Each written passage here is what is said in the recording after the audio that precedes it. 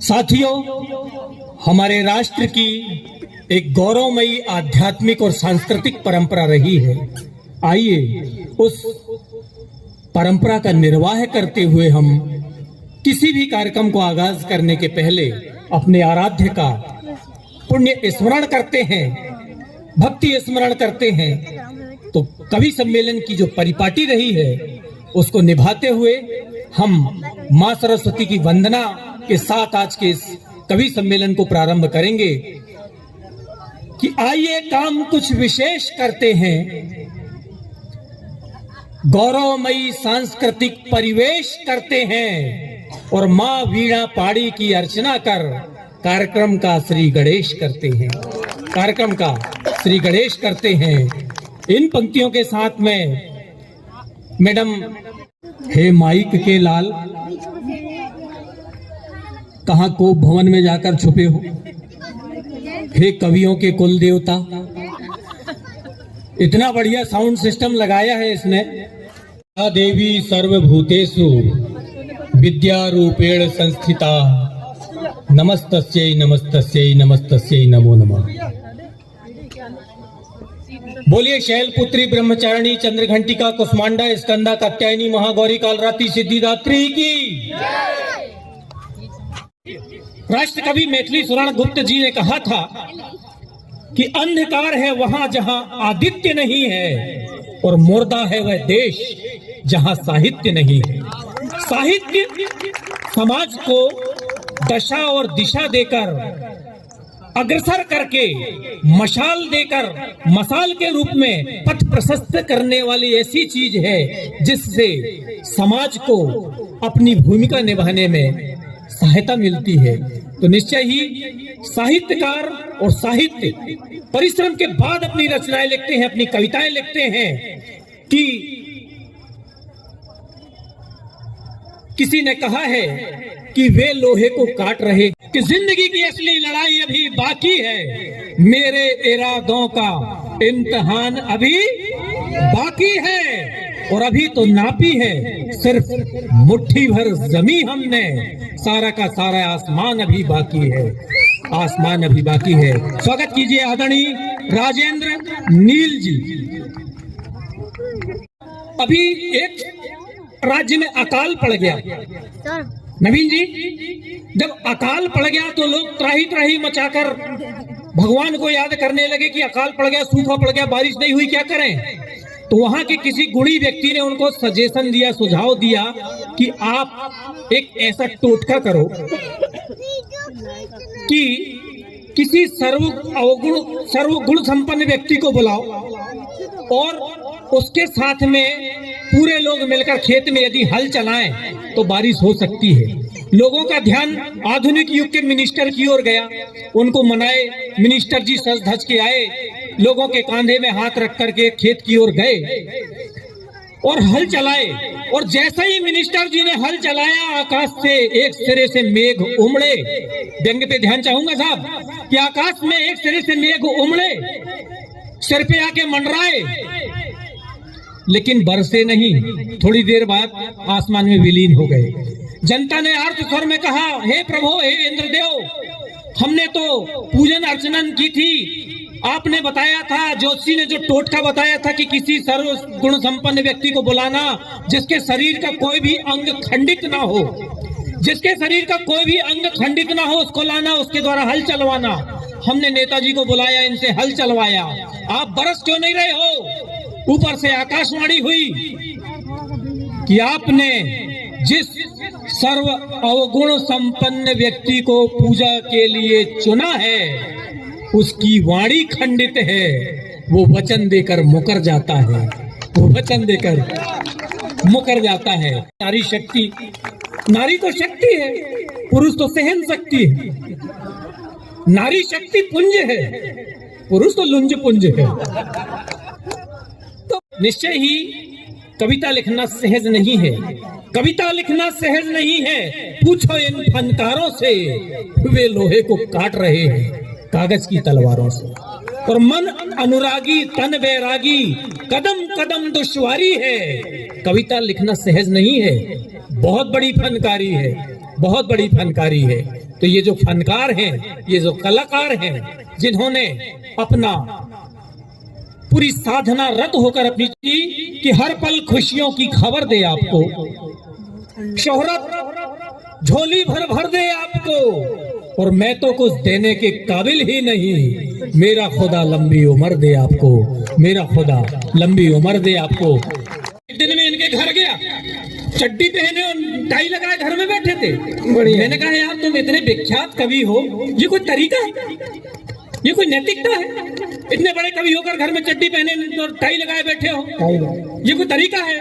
बोले ठाकुर साहब छुट्टी का दिन है, आज कौन और आएगा, कौन आएगा, इसलिए अपन चड्डी पहन के बैठे हैं। तो मैंने कहा फिर गले में टाई क्यों लटकाए हो? बोले हो सकता है कोई आइच जाए, क्या भरोसा कोई आइच जाए। एक बार आपकी पत्नी एक दिन इनके पास आई, बोली अजी मैं तो पत्नी व्रता हूँ, आपका बहुत रिस्पेक्ट करती हूँ।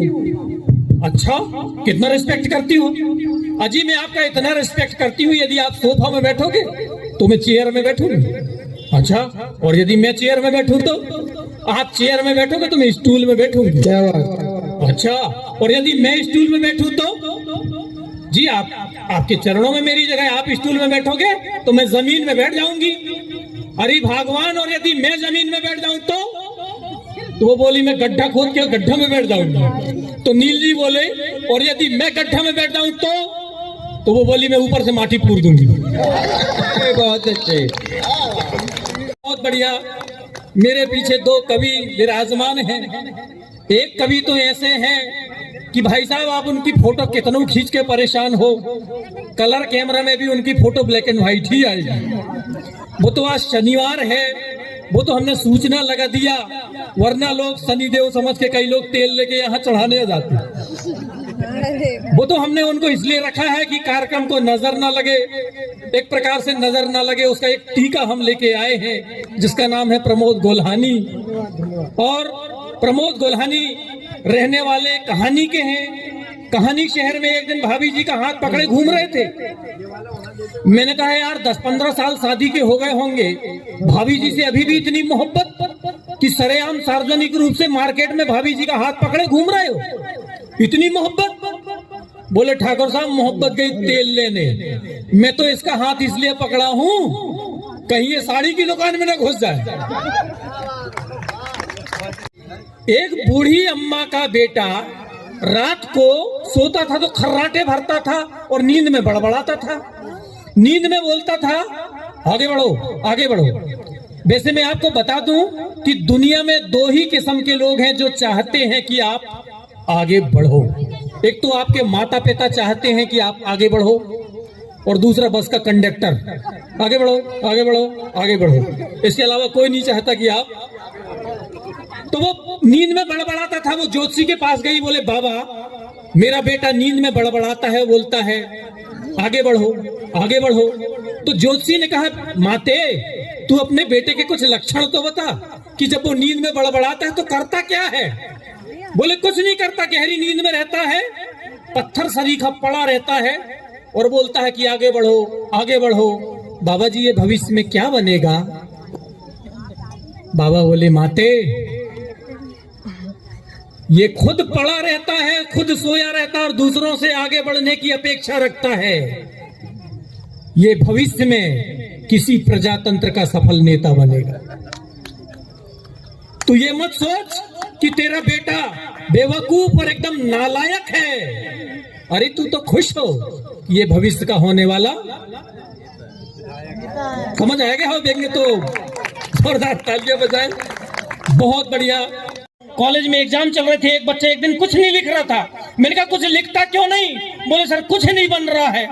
मैंने कहा कुछ भी लिख दे, नीला काला कर दे और नीचे टीप लिख दे, ये सारे आंसर काल्पनिक हैं, इनका दुनिया की किसी भी बुक से कोई वास्तविक संबंध नहीं है।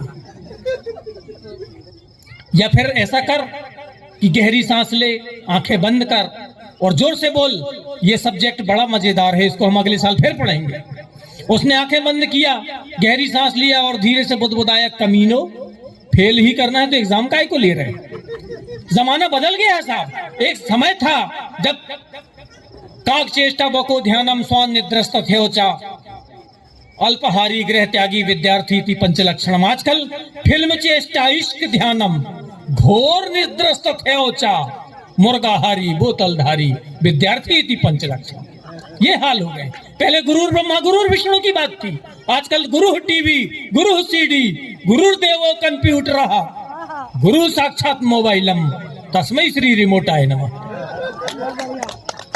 दादी ने कहा क्यों रे नासपिटे, ये तो कंप्यूटर चलाएगा या टीवी चलाएगा, नहीं तो मोबाइल चलाएगा, नहीं तो खेलने भाग जाएगा। कभी बुजुर्गों के साथ बैठा कर, मेरे साथ बैठकर बतियाया कर। चल बैठ, दादी के साथ बैठ, मुझसे बात कर। बच्चे ने बात किया, दादी दादी हम हमेशा 6 ही रहेंगे, कभी 7 नहीं होंगे। एक में, दूसरे हो गई दीदी, तीसरे हो गए आप, चौथे हो गए पापा, 5वें मम्मी और 6वां अपने डॉगी। 6 ही रहेंगे, 7 नहीं होंगे। बोले बेटा अपन एक बिल्ली खरीदेंगे ना तो अपन फिर 7 हो जाएंगे। लेकिन दादी वो अपना डॉगी तो बिल्ली को खा जाएगा, फिर 6 हो जाएंगे। अरे बेटा समय गुजरेगा, तब तक तेरी शादी हो जाएगी, तेरी बहू आ जाएगी, अपन फिर 7 हो जाएंगे। लेकिन दादी दीदी की भी तो शादी हो जाएगी, वो ससुराल चली जाएगी, तो अपन फिर 6 हो जाएंगे। अरे बेटा मेरा पोता यानी तेरा का बेटा हो जाएगा, तो अपन फिर 7 हो जाएंगे। लेकिन दादी तब तक तो तुम निपट जाओगी, हम रहेंगे तो 6 के 6 ही। चल ना हॉस्पिटल जाके खेल, इससे अच्छा कि तू जाके खेल ले, बुजुर्गों से बात मत ही कर तो अच्छा है। इतना बढ़िया साउंड सिस्टम यार, इसको पद्मश्री नहीं दे सकते तो कम से कम राजश्री तो मिलना चाहिए। आवाज ऐसी मीठी कि शहद घोल दे, और गूंगा भी अगर सुने तो जुबान खोल दे। तो अब आपको सुन के जाना पड़ेगा, मैं माहौल ही बना रहा था। उनके जाइएगा कि 5 पूत भारत माता के दुश्मन था खूंखार, गोली खाकर एक मर गया बाकी रह गए 4, और 4 पूत भारत माता के चारों चतुर प्रवीण, देश निकाला मिला एक को अब बाकी बच गए 3, और 3 पूत भारत माता के लड़ने लग गए, वो अलग हो गया उधर एक, अब बाकी बच गए 2, और 2 पूत भारत माता के छोड़ पुरानी टेक, चिपक गया है एक गद्दी से, अब बाकी बच गया 1, और 1 पूत भारत माता का कांधे पर है झंडा, पुलिस पकड़कर जेल ले गई बाकी बच गया अंडा। तालियों से स्वागत कीजिए आदरणीय श्री प्रमोद गोल्हानी जी कि निगल गया रोटी गांवों की, बचा दूध ना मट्ठा है, और थोड़े ही दिन में तो देखो कितना धन कर लिया इकट्ठा है, और उसके लिए नहीं कुछ भी औकात तुम्हारी है भाई, तुम वाणी सुत सरल और वह राजनीति का पट्टा है, राजनीति का पट्टा है। और इन पंक्तियों के एक बच्चे से टीचर ने पूछा, बताओ जीरो का आविष्कार किसने किया? वो प्राइमरी का बच्चा, वो प्राइमरी स्कूल के टीचर हैं गोल्हानी जी। बोले बताओ जीरो का आविष्कार किसने किया?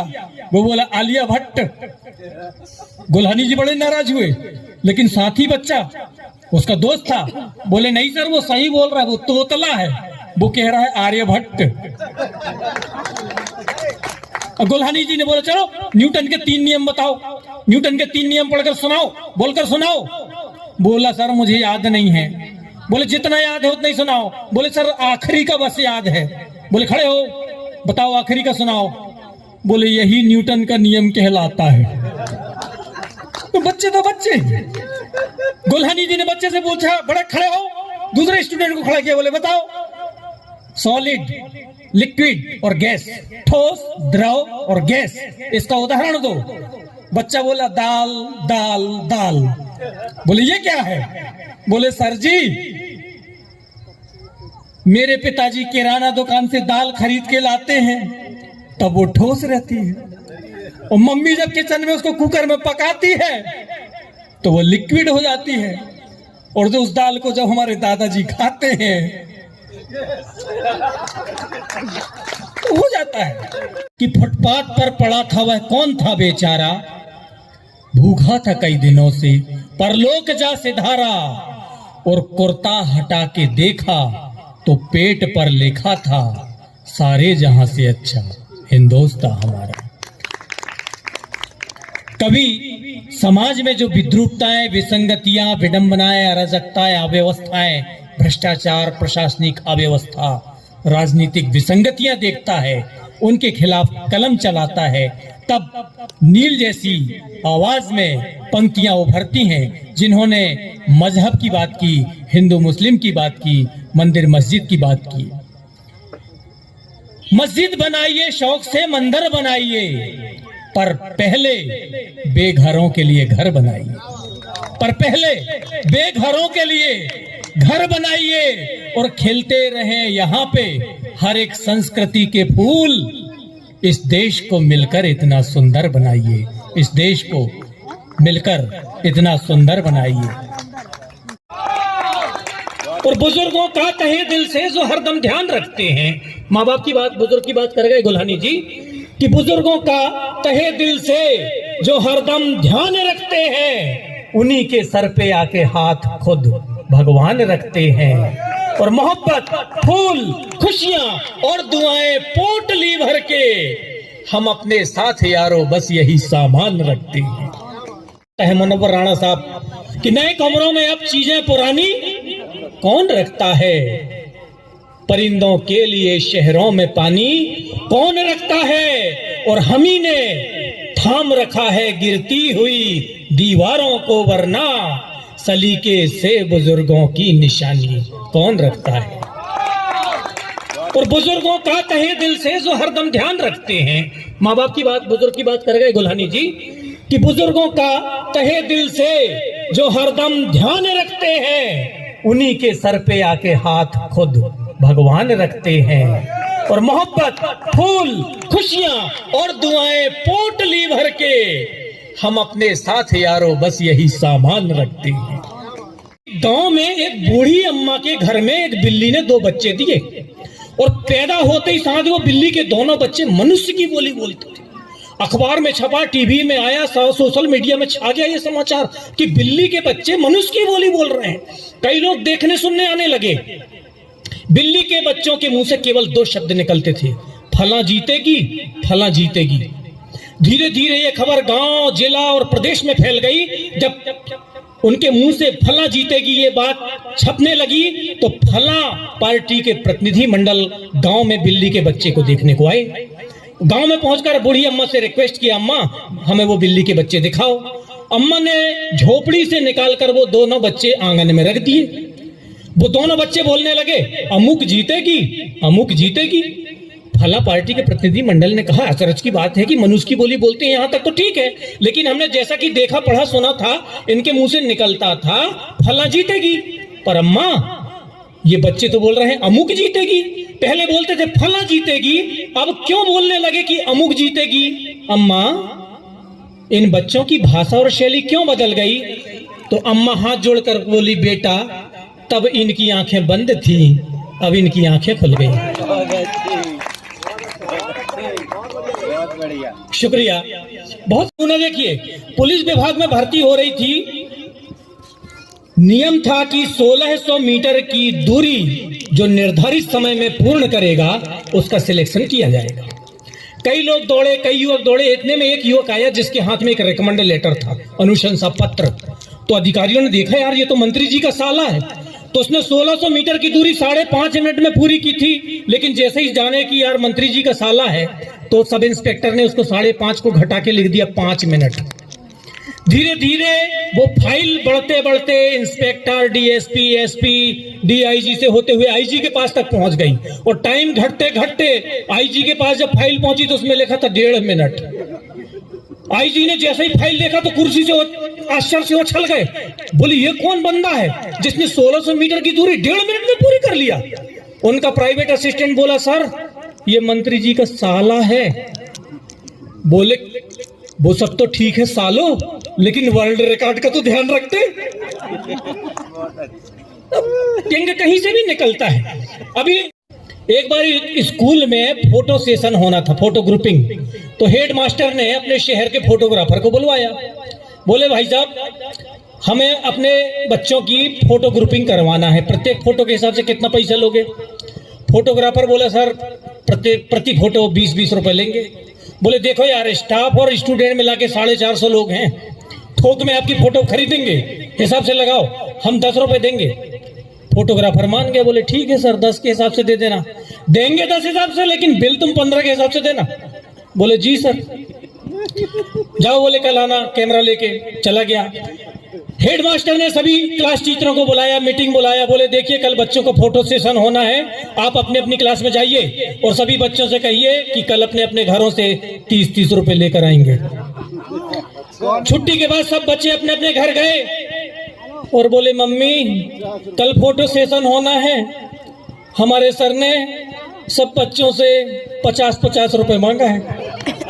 मम्मी ने कहा अंधेर करते हैं, हमारे पैसों से कल चाय पार्टी होगी, समोसे खाएंगे, ये लोग पैसे उड़ाएंगे, लेकिन क्या करोगे, देना ही पड़ेगा। रुक जा, तेरे पापा ऑफिस से जाए फिर देती हूँ। पापा ऑफिस से आए, सुनो जी कल बच्चे की क्लास में फोटो सेशन होना है, क्लास टीचर ने 150-150 रुपये मंगाया है। वो तो हारा थका आया था, बोले ये लो पर्स और तुम निकाल लो यार, मुझे चैन से बैठने दो, ऑफिस से आया नकी बिल लगा दी बस।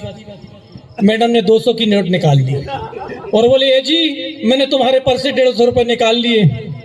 तो भ्रष्टाचार कहां से समाप्त हो। व्यक्ति के सम्मान में मुझे महाकवि छायावाद के स्तंभ जयशंकर प्रसाद की पंक्तियां याद आती हैं कनक जी कि नारी तुम केवल श्रद्धा हो, विश्वास रजत नग पगतल में, पीयूष स्रोत सी बहा करो जीवन के सुंदर समतल में, जीवन के सुंदर समतल में।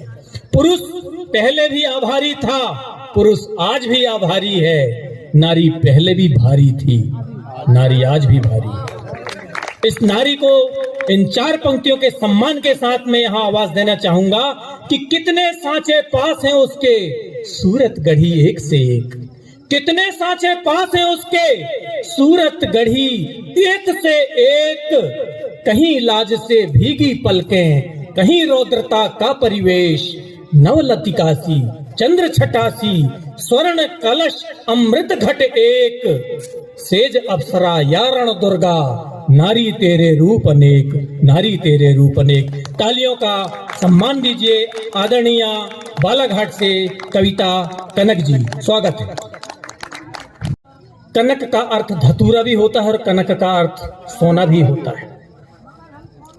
कि रहनुमाओं के दिन कब के पूरे देखिए, रह गए इस दौर में केवल जंबूरे देखिए, रहनुमाओं के दिन कब के पूरे देखिए, रह गए इस दौर में केवल जंबूरे देखिए, और अब गुलाबों की तमन्ना छोड़ दो प्यारे मियाँ, सूंघने के नाम पर केवल धतूरे देखिए, केवल धतूरे देखिए। बहरहाल कि तन की हवस मन को गुनहगार बना देती है, तन की हवस मन को गुनहगार बना देती है, बाग के बाग को बीमार बना देती है, और भूखे पेट को देशभक्ति सिखाने वालों, भूख इंसान को गद्दार बना देती है, भूख इंसान को गद्दार बना देती है। बहुत सारी बातें कि मंत्री जी भ्रमण पर अधिकारियों चमचों के साथ निकले, रास्ते में स्कूल पड़ा, स्कूल के प्रिंसिपल से मिले, बोले क्या हाल है तुम्हारे स्कूल में। बोले साहब बेहाल है, बदहाल है, बैरागी साहब की पंक्तियां उधरत आ रही हैं साहब। मंत्री जी को उन्होंने बैरागी जी की पंक्तियां सुनाया कि तहस नहस है बस्ती सारी, चारों तरफ बदहाली है, लेकिन सरकारी अभिलेखों में गांव गांव खुशहाली है, और पांव छुआ तो दादा ने इतना कहकर दम तोड़ दिया, कितने दिन के बाद तुम्हारी सर्विस लगने वाली है, कितने दिन के बाद तुम्हारी। तो साहब बिल्कुल बदहाल है, स्कूल में फर्नीचर नहीं है, लैब नहीं है, अच्छी अच्छी प्रयोगशाला नहीं है, इंस्ट्रूमेंट नहीं है, प्लेग्राउंड नहीं है, अच्छी लाइब्रेरी और अच्छी किताब नहीं है, बहुत सारी सुविधाएं नहीं है। तो नेताजी ने कहा ठीक है चिंता मत करो, हम मिनिस्टर हैं, हम आपके स्कूल को 15 लाख का ग्रांट यानी अनुदान देंगे। असिस्टेंट टाइप करो, पत्र बनाओ, अनुमोदन, अनुशंसा, प्रस्ताव, ये वो पता नहीं क्या क्या, फाइल लेके आगे बढ़े। रास्ते में एक जेल पड़ा, जेल के जो सुपरिंटेंडेंट है, अधीक्षक है, जेलरी, हाँ भाई साहब, जेलर से मिले, बोले जेल में क्या समस्या है। बोले सर ज्यादा समस्या नहीं है, एंटरटेनमेंट के लिए टीवी है, खेलने के लिए ग्राउंड है, कैदियों को हम सारी सुविधाएं देते हैं, अच्छा अच्छा प्रोग्राम कराते हैं, योग व्यायाम ये वो खाना पीना सब ठीक है। नहीं बोले भाई हम आए हैं तो कुछ तो अनुदान लेना पड़ेगा, चलिए इनके नाम से 5 लाख पास कर दो, लेना तो पड़ेगा ही, मिनिस्टर जी आए हैं 5 लाख, स्कूल को 15 लाख, जेल को 5 लाख, फाइल बन गई। कुछ दिन बाद नेताजी घूम घाम के राजधानी पहुंच गए। राजधानी से जब प्रस्ताव मंजूर हुआ तो जेल को दिए गए 15 लाख और स्कूल को दिए गए 5 लाख। उनके असिस्टेंट ने कहा सर गड़बड़ हो गई, मिलना था स्कूल को 15 और जेल को 5, लेकिन उल्टा हो गया सर, स्कूल को मिले 5 और जेल को मिले 15 लाख, सब गड़बड़ हो गया।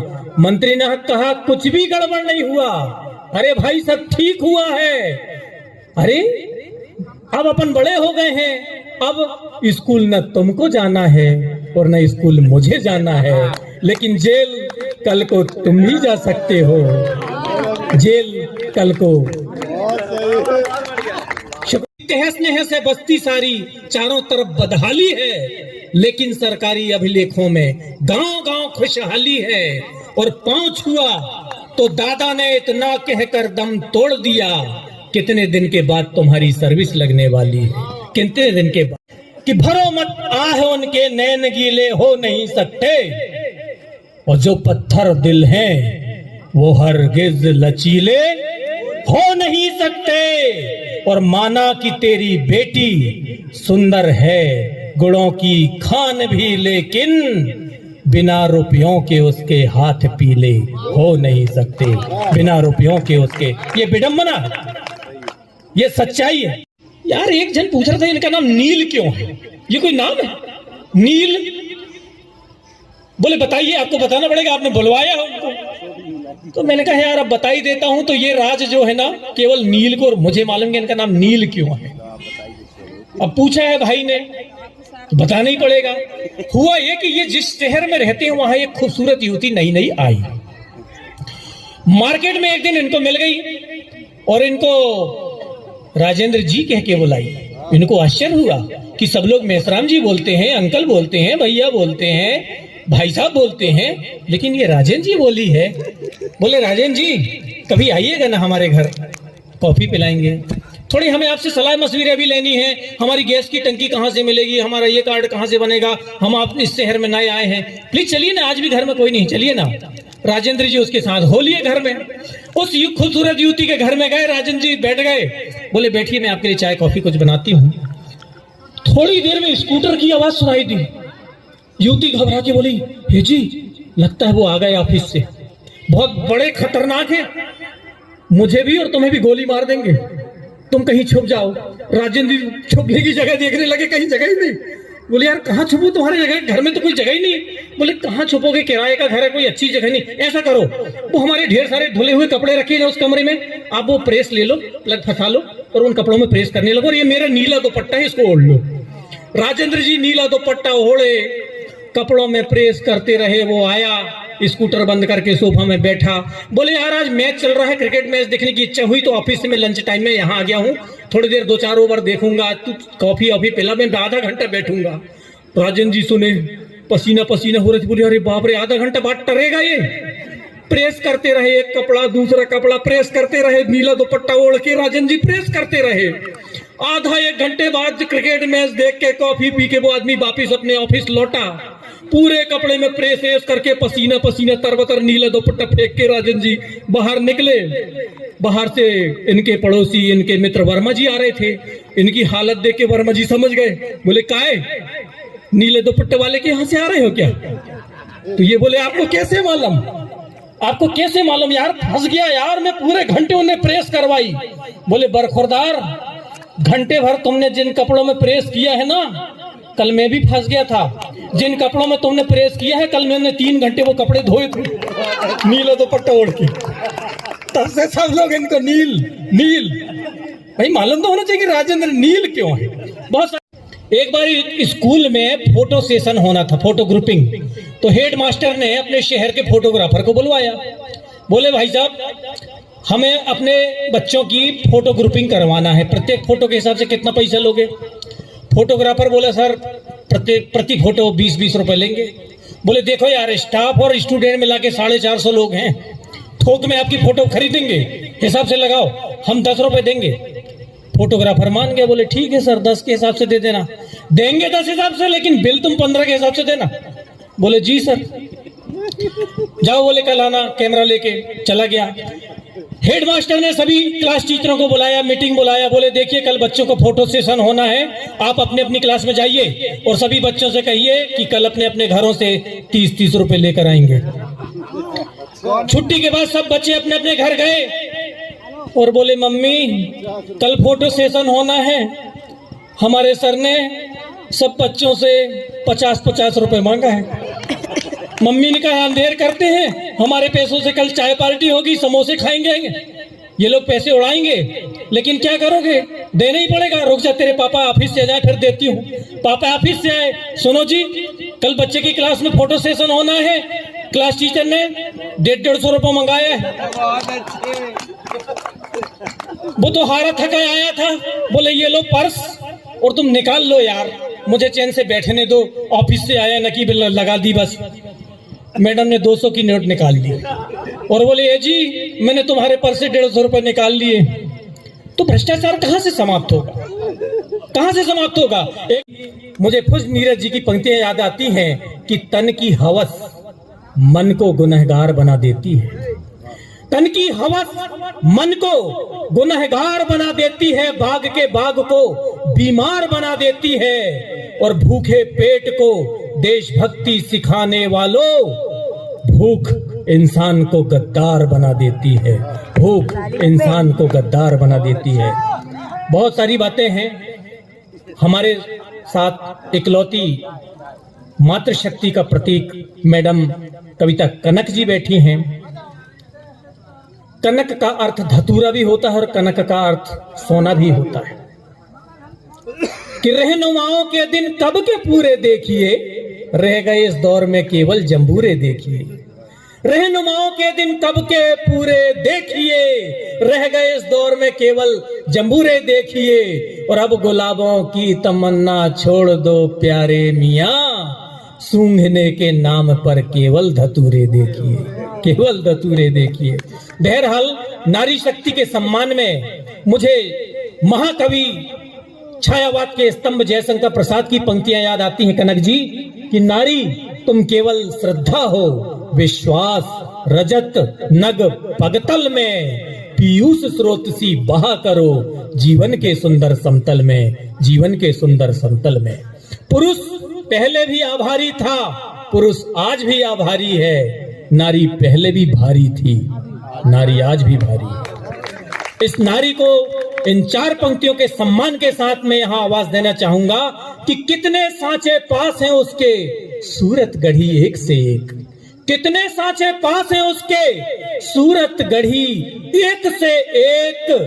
कहीं लाज से भीगी पलकें, कहीं रौद्रता का परिवेश, नवलतिकासी चंद्र छटासी स्वर्ण कलश अमृत घट एक, सेज अप्सरा यारण दुर्गा, नारी तेरे रूप अनेक, नारी तेरे रूप अनेक। तालियों का सम्मान दीजिए आदरणीय बालाघाट से कविता कनक जी, स्वागत है। तो मंत्री जी अपने चमचों के साथ अधिकारियों के साथ भ्रमण पे निकले। व्यंग्य पे ध्यान चाहूंगा और कवित्री को बुलाना चाहूंगा कि मंत्री जी भ्रमण पर अधिकारियों चमचों के साथ निकले। रास्ते में स्कूल पड़ा, स्कूल के प्रिंसिपल से मिले। बोले क्या हाल है तुम्हारे स्कूल में? बोले साहब बेहाल है, बदहाल है। बैरागी साहब की पंक्तियां उद्धृत आ रही हैं साहब। मंत्री जी को उन्होंने बैरागी जी की पंक्तियां सुनाया कि तहस नहस है बस्ती सारी, चारों तरफ बदहाली है, लेकिन सरकारी अभिलेखों में गांव गांव खुशहाली है। और पांव छुआ तो दादा ने इतना कहकर दम तोड़ दिया, कितने दिन के बाद तुम्हारी सर्विस लगने वाली है, कितने दिन के बाद तुम्हारी। तो साहब बिल्कुल बदहाल है, स्कूल में फर्नीचर नहीं है, लैब नहीं है, अच्छी अच्छी प्रयोगशाला नहीं है, इंस्ट्रूमेंट नहीं है, प्लेग्राउंड नहीं है, अच्छी लाइब्रेरी और अच्छी किताब नहीं है, बहुत सारी सुविधाएं नहीं है। तो नेताजी ने कहा ठीक है चिंता मत करो, हम मिनिस्टर हैं, हम आपके स्कूल को 15 लाख का ग्रांट यानी अनुदान देंगे। असिस्टेंट टाइप करो, पत्र बनाओ, अनुमोदन, अनुशंसा, प्रस्ताव, ये वो पता नहीं क्या क्या, फाइल लेके आगे बढ़े। रास्ते में एक जेल पड़ा, जेल के जो सुपरिंटेंडेंट है, अधीक्षक है, जेलरी, हाँ भाई साहब, जेलर से मिले। बोले जेल में क्या समस्या है? बोले सर ज्यादा समस्या नहीं है, एंटरटेनमेंट के लिए टीवी है, खेलने के लिए ग्राउंड है, कैदियों को हम सारी सुविधाएं देते हैं, अच्छा अच्छा प्रोग्राम कराते हैं, योग व्यायाम ये वो खाना पीना सब ठीक है। नहीं बोले भाई हम आए हैं तो कुछ तो अनुदान लेना पड़ेगा, चलिए इनके नाम से 5 लाख पास कर दो। लेना तो पड़ेगा ही, है मिनिस्टर जी आए हैं 5 लाख, स्कूल को 15 लाख, जेल को 5 लाख, फाइल बन गई। कुछ दिन बाद नेताजी घूम घाम के राजधानी पहुंच गए। राजधानी से जब प्रस्ताव मंजूर हुआ तो जेल को दिए गए 15 लाख और स्कूल को दिए गए 5 लाख। उनके असिस्टेंट ने कहा सर गड़बड़ हो गई, मिलना था स्कूल को 15 और जेल को 5, लेकिन उल्टा हो गया सर, स्कूल को मिले 5 और जेल को मिले 15 लाख, सब गड़बड़ हो गया। मंत्री ने कहा कुछ भी गड़बड़ नहीं हुआ, अरे भाई सब ठीक हुआ है। अरे अब अपन बड़े हो गए हैं, अब स्कूल न तुमको जाना है और न स्कूल मुझे जाना है, लेकिन जेल कल को तुम ही जा सकते हो, जेल कल को। शुक्रिया। घर गया था, कुत्ता पाले हुए हैं, कुत्ता की पूंछ में पाइप डाल रहे थे। मैं गया तो मैंने कहा यार नवीन जी, कुत्ता की पूंछ में पोंगरी डाल रहे हो, कोई मतलब नहीं, 12 साल भी डालोगे तो पूंछ सीधी नहीं होगी। बोले ठाकुर साहब हम पूंछ सीधी थोड़ी कर रहे हैं, हम तो पाइप टेढ़ा कर रहे हैं। ये अपना आइडिया। साहित्य के प्रति आपका इतना अनुराग। एक कार्यक्रम में हम गए थे तो पूरी पब्लिक चली गई थी, एक जन भर बैठा था। हमने कहा भाई साहित्य का सबसे ज्यादा समझदार तो तू ही है, तेरे को प्रणाम करते हैं। तो बोले कच्चू समझदार नहीं है, हम साहित्य से हमें कोई लेना देना नहीं है, हम तो इसलिए बैठे क्योंकि हम टेंट वाले हैं। तो ऐसा भी हो जाता है। बहुत अच्छा लगा। डॉक्टर कुंवर बेचैन ने कहा था कि पूरी धरा भी साथ दे तो और बात है, तू जरा भी साथ दे तो और बात है। और चलने को तो एक पांव से भी चल लेते हैं लोग, पर दूसरा भी साथ दे तो और बात। क्या बात है, क्या बात। आप लोगों ने साथ दिया तो ये प्रोग्राम सफल हो पाया। कि मुट्ठी में कैद अंबर हो जाएगा ज्ञान नहीं था, कतरा कतरा समंदर हो जाएगा अनुमान नहीं था। नमन करता हूं मैं गोकुल धाम समिति के जज्बे को, वरना इस कवि सम्मेलन को सफल बनाना आसान नहीं था, आसान नहीं था। सिवनी के एक मशहूर शायर अब्दुल रब सदा साहब की पंक्तियां याद आती हैं कि सरे मैदान शहादत की निशानी दे दी, खून से लिखी हुई अपनी कहानी दे दी, और मादरे हिंद ने जब दूध की मांगी कीमत, मादरे हिंद के बेटों ने जवानी दे दी। तो हर रंजो गम की दवा है दोस्ती, शीतल मंद सुगंधित हवा है दोस्ती, पूजने वालों की कमी है वरना इस जमीन पर खुदा है दोस्ती। तो पर हर पिता की किस्मत में बेटी नहीं होती। विनीत चौहान की पंक्तियां याद आ रही हैं कि घुटनों घुटनों चलती बिटिया, खड़ी नहीं हो जाना तुम, घुटनों घुटनों चलती बिटिया, खड़ी नहीं हो जाना तुम। देखो हिंदी की ताकत। छोटी ही अच्छी लगती हो, बड़ी नहीं हो जाना तुम, बड़ी नहीं हो जाना तुम। और हंसी कितना भी हो मंजर, मगर अच्छा नहीं लगता। बेटियों के बिन जीवन का सफर अच्छा नहीं लगता। और हजारों नेमतें मौजूद हो घर में, मगर सच है न हो घर में अगर बेटी तो घर अच्छा नहीं लगता, तो घर अच्छा नहीं लगता। बहुत मार्मिक अंदाज में hoarding, boarding, flex, banner, pamphlet इत्यादि के माध्यम से एडवर्टाइज कराया कि हम विधानसभा की टिकट देते हैं। जिस किसी को भी विधानसभा की टिकट चाहिए हमारे कार्यालय में आए और आवेदन करे। केंद्र से, राज्य से कई नेता और राजपुरुष, मंत्री, मंत्री, तंत्री, कंत्री, भूतपूर्व, अभूतपूर्व टाइप के कई लोग आए, आवेदन किए और रिजेक्ट होते चले गए। कुछ देर बाद एक मैले कुचेले कपड़े पहने एक व्यक्ति उस कार्यालय में प्रविष्ट हुआ। उसको देखकर वहां के लोगों ने आश्चर्य प्रकट किया। ओ, हमने शर्त रखा था कि विधानसभा टिकट उसी को देंगे जो 3 या 3 में से कोई एक शर्त पूरी करता हो। पहली शर्त जो देश के खातिर कभी जेल गया हो, दूसरा जिसने कभी कोई सार्वजनिक सेवा की हो, और तीसरा जिसके मन में देश के लिए कोई भावी कार्य योजना हो। तो देखिए ये मैले कुचेले कपड़े पहने व्यक्ति आया है, कितना समर्पण, देश के लिए इतना त्याग। आइए आइए बैठिए। पहला प्रश्न, आप देश के खातिर कभी जेल गए हैं? वो बोले नहीं, मैं तो कभी जेल नहीं गया। अच्छा अच्छा अच्छा, तो फिर आपने कोई सार्वजनिक सेवा की होगी? बोले नहीं, मैंने कभी सार्वजनिक सेवा नहीं की। ओ, तो फिर आपके मन में देश के लिए, राष्ट्र के लिए कोई भावी कार्य योजना तो होगी? बोले अपने मन में देश के लिए कोई योजना नहीं है।